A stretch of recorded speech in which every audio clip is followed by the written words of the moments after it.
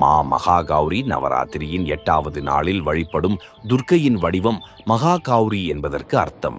மிக வெள்ளை பளிச்சென்ற ஒளி போல இருப்பவள். அவள் பரிசுத்தமும் அமைதியும் கொண்ட தெய்வம். ஒரு சமயம் பார்வதி அம்மன், இமயமலையின் மகள், சிவபெருமானை கணவனாக பெறுவதற்காக கடுமையான தவம் செய்தார். பல வருடங்கள் காடு போய் உண்ணாமல் கடுமையான சூறாவளி, வெயில், மழை எல்லாம் தாங்கி தவம் தொடர்ந்தார். அந்த தவத்தால் அவளுடைய உடல் தூசியில் கரும்பட்டது. தோல் கருப்பாக மாறியது.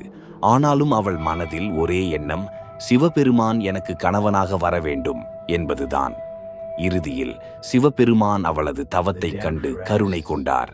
அவர் கங்கையின் புனித நீரால் அவளை குளிக்க வைத்தார்.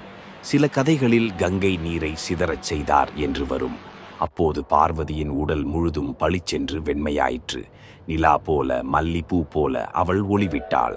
அந்த நாளிலிருந்து அவளை மகாகௌரி என்று அழைக்கத் தொடங்கினார்கள். அவளுடைய உருவம் பசுமை நிறமில்லாமல் முழுக்க வெள்ளை நிறத்தில் பிரகாசமாக இருக்கிறார். வெள்ளை உடை அணிந்திருக்கிறார். வெள்ளை காளை நந்தி மீது அமர்ந்திருக்கிறார். 4 கரங்கள், ஒரு கையில் திரிசூலம், மற்றொரு கையில் உடுக்கை, மற்ற 2 கரங்களில் அபய ஹஸ்தம், பயமின்றி ஆசிர்வாதம், மற்றும் வரமுத்திரை, வரம் தரும் கை இருக்கிறது. மகாகௌரியை வழிபட்டால் பாவங்கள் நீங்கி மனசு சுத்தமாகும். அமைதி, வளம், நல்ல வாழ்வு கிடைக்கும்.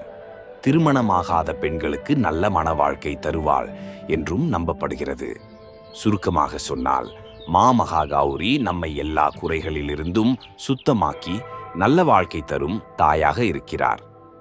சித்திடாந்திரி பற்றி அறிந்து கொள்ள நம் சேனலை சப்ஸ்கிரைப் செய்யுங்கள்.